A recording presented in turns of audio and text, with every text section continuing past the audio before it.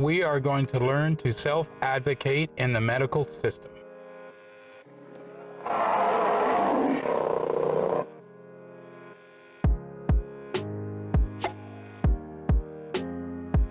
Okay, if you have AFib, you've probably gone through the emergency room and you know, that sort of nightmare scenario where you didn't really understand what's going on and they want to shock your heart, give you all kinds of medication.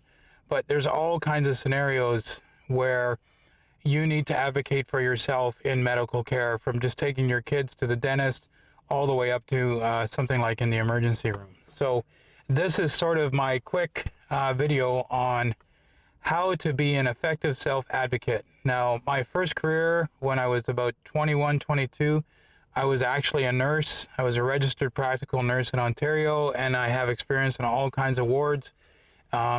So I've seen patients effectively self-advocate. I've heard the way medical staff discuss certain patients when the patient's not in the room. So I think I come from a good place where I can explain effective self-advocacy versus just being a pain in the butt.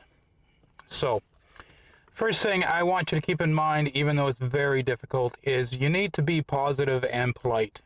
It can be really scary, so don't be afraid to practice a little humor. I remember when I was being taken to the hospital by ambulance, and they had loaded me in, and we're driving to the hospital, and they have me hooked up, and they asked the doctor if they could call a code if they needed, which meant they thought I might not make it to the hospital. I actually knew what that meant when they said that. And so I was pretty scared, but she was asking me about my conditions, you know, and I didn't know I had AFib at the time, but I knew I had problems with blood pressure. I knew my blood sugar wasn't so great. I knew I was overweight. I knew I had asthma. At the time, I didn't know I had sleep apnea. And then she said, well, is there anything else? And I said, yeah. I said, I tend to think I'm a lot better looking than I actually am. And everyone sort of chuckled, and it just really took a lot of stress off the situation, because they saw that I was sort of dealing with things okay, and in turn they sort of calmed down, and the anxiety sort of left the ambulance at that point, and it became sort of more mission-based and positive. So don't be afraid to be positive and be polite, even if you have someone, medical staff, that is not being polite. There's a lot of doctors with a terrible bedside manner.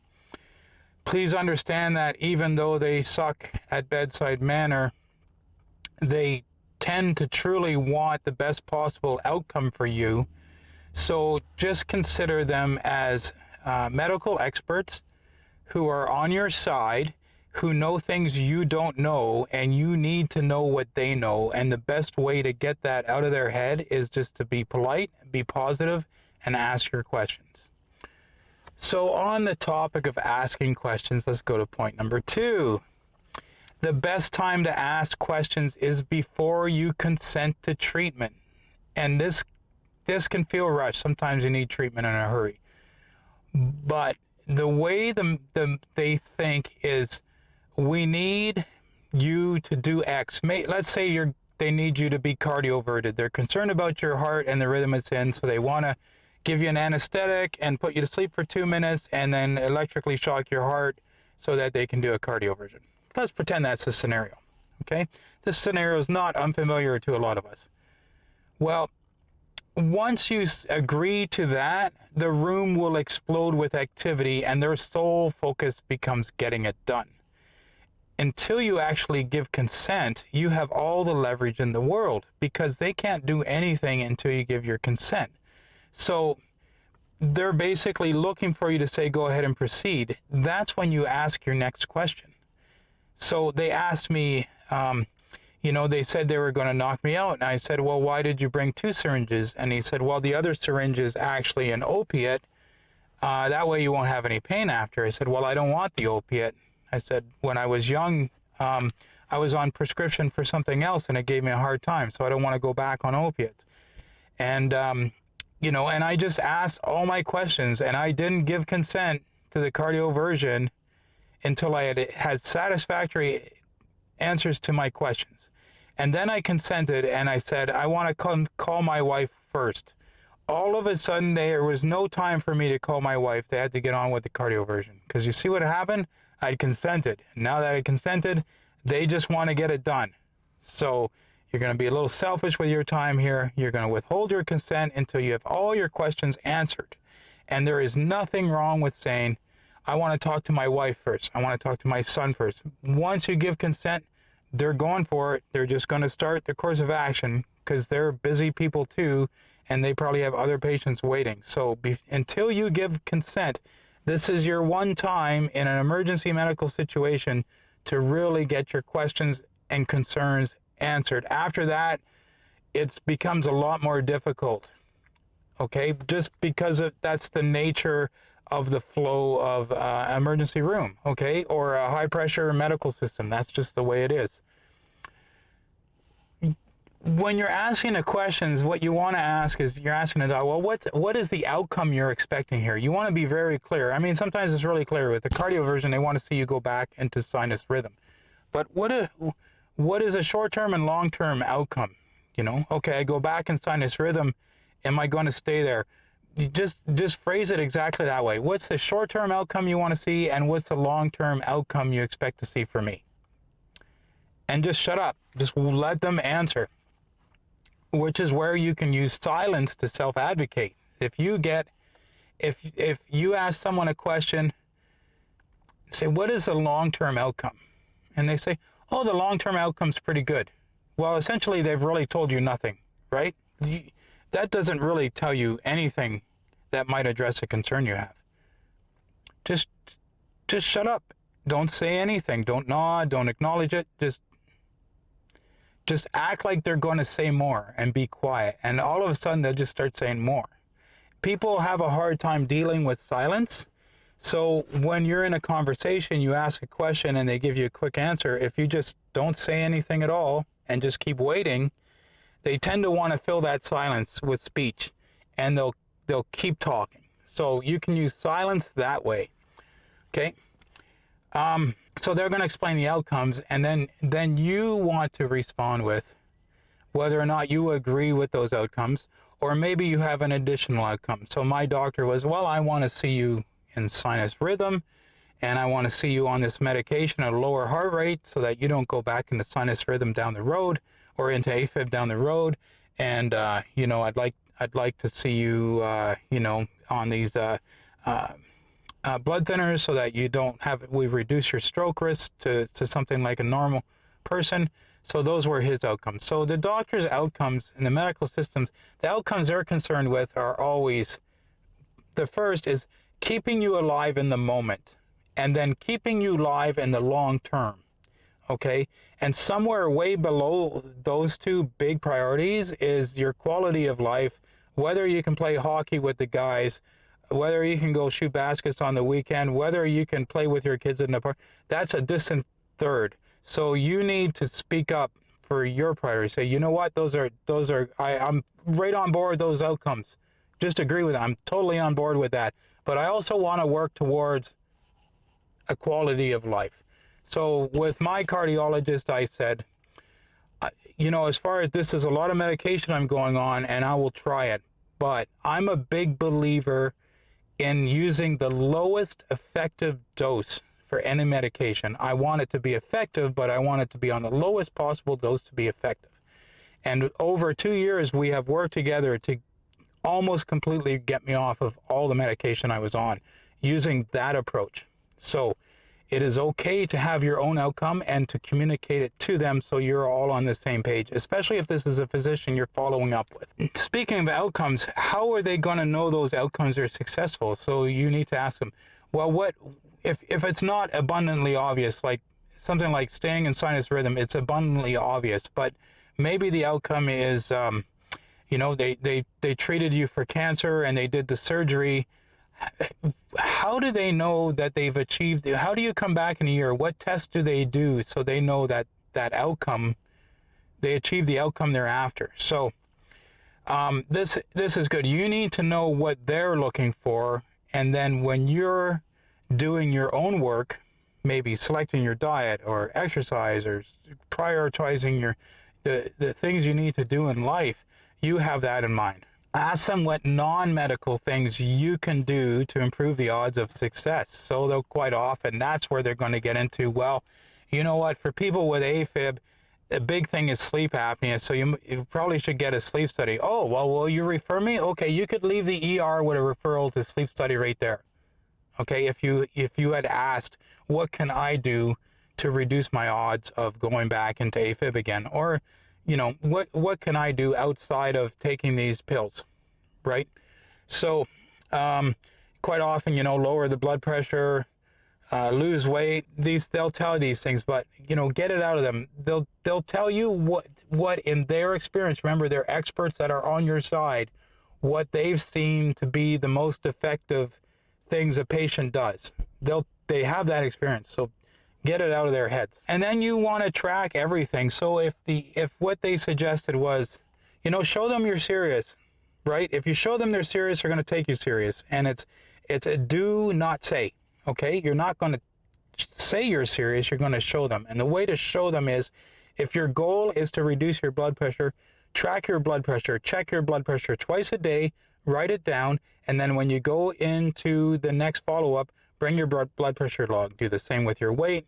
If you're supposed to do 60 minutes of cardio 3 times a week, every time you do it, you write it in your log, you bring it to them. Look, I've been doing my cardio, I've been checking my blood pressure, my weight's been going down about 3 pounds a week. My sleep report on my sleep apnea machine shows I'm getting 7 hours of apnea-free sleep a night. You show them that. When they see you're doing the work, they become more on your side. When they see you invested, that's the human nature. You know, I watched Morgan Freeman. He once said that if people see a guy lying on the road, they will walk and drive right over him. But as soon as they see him trying to get to his feet, someone will stop and help the man up. And that is 100% true. So when they see you doing the work, they become personally and emotionally invested in seeing you succeed, because that's human nature. And they probably wouldn't have got into medicine if they weren't that way. Use a laboratory where you can see your results online. I can't tell you how many times that I've gone to my doctor and there was a blood test or something that was out of the normal range, and he was like not even worried about it, but I was worried about it. So I was able to, because I went in advance, I said, oh, you know what, don't you think that my potassium is a little wonky? Shouldn't we be addressing this? You can't be an effective self-advocate in the dark. You need to have access to information. So my hospital, I have a login to my hospital that lets me go view my files. So when they do an ECG on me in ER, when they do a chest x-ray, I can actually go read the reports on those things. So I don't need a doctor to interpret it, because I notice a lot of times they'll focus on what's important to them. They won't give you the whole picture. They don't have time to go through the whole report with you usually. But if you go in having read the report and you tell them, well, I read the report online too, so I'm concerned about this. As soon as you say that, I read the report, their eyes are going to go up. They're like, wow, this guy's doing his homework. And they're now going to treat you professionally because you're acting professionally. Remember, it's okay to compromise. If you know, beta blockers is a big one. People just want to go off these things. And I can't tell you how many people I see on the support group saying, I'm going off these things. I'm just going off them. That's great. But does it ever occur to you, well, maybe you could just work with your doctor to reduce them to the point where they don't bother you anymore? Because that's an approach. So think about, well, what kind of compromise can we make where the doctor gets the outcomes they want and you get the outcomes you want? Okay, don't see it as black and white. Don't see it as either or. Sometimes there's a lot of overlap and you can compromise. What I would say is, every doctor's visit I go in, I have a goal. Let's say my goal is to get completely off a beta blocker. I'm looking to get one step closer. I go in and I make my case. Hey, here's all the exercise I'm doing. Here's all the weight I've lost. Here's where my blood pressure has been. We've reduced the blood pressure medications. We're off the blood pressure medication. All that's really left is to reduce my beta blocker, right? So using this approach over 2 years greatly reduced my beta blocker to where I'm on literally a tiny fraction of the dose where I used to be on. My beta blocker doesn't bother me at all. It's an afterthought at this point. I don't spend any time worrying about it anymore. That's just as good as not being on it. Really, if it's not giving you any problems at all, it's just as good as not being on it. So it's okay to compromise. And I would say the last thing is be respectful of their time. They act busy because they are very busy people, okay? So come prepared to your follow-up. One thing I used to do, I had all my blood pressure log. I used to log it 4 or 5 times a day. Now I'm about once a day, but 4 or 5 times a day. Well, I also came in and I'm good at Excel, so I just printed a graph and he could see the trend going down. So rather than having to go through the whole log, I just showed him the graph and he's like, wow, that's great, because you can see the progress. So if you can do something like that, or you can summarize it, or someone in your house is really good at doing that stuff, ask them if they can help you prepare it so that you can give the doctor the full picture of what you've been doing in like 10 seconds flat. They will appreciate that so much, and they will respond in kind with you. Okay, so come prepared to your follow-ups with your notes, but also your questions. Have your questions ready. And at the end, my cardiologist is very considerate. He always asks if I have any questions, and I always say, yes, I do. And we go through them one by one. So if they don't give you the opportunity, if they're the kind of person likes to rush you out the door once they put a prescription in your hand, here's the trick. When they hold out the prescription, don't put your hand out to take it, because and we're back to, once you grant consent, they just want to move on. So just say, well, I have some questions first, and just don't even take the prescription from them. I have some questions first. Oh, okay, because now they're going to answer your questions, because they want you to take the prescription and get on with it. So now's the time to ask your questions. So again, ask your questions before you consent, okay? So that's something to consider. So if the doctor who's never has times for questions at the end, well, you don't have time to take the prescription out of his hand until you get your questions answered. So that's my advice, and keep a positive spirit, even if they're grumpy, even if they're having a bad day, even if they're grumpy every time you see them. Treat them politely and with respect, because what will happen is over time they'll actually look forward to their visit. Maybe they're having a bad day and they're like, oh, you know what? Send this guy in next, at least he'll be in a good mood. And you'll get in sooner. I mean, you never know. So give it a try. Anyway, I would love to hear about your experiences self-advocating and any tips or tricks that's worked for you. So let me know down below in the comments, and I'm going to wish you a great day. Out.